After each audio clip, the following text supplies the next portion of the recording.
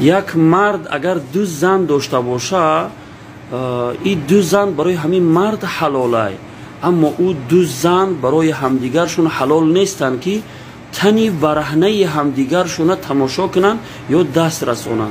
او خیلی که خودت میگی در یک جایگاه با دو همسر حلالی خودت هم بیستر شدن، این کار خلاف شریعت است.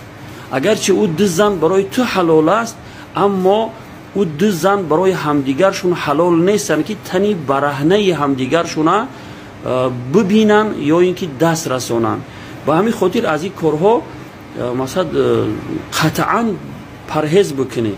بعضی همون انسان های هستن که همون پیروی با عالم غرب نوارهاشون رو میبینه و کینوهاشون رو میبینه، خیال میکنه همین کار خیلی یک مزه داره و پیروی از اونها میخواه که همین کار رو انجام بده، ولی این کار خلاف شریعت است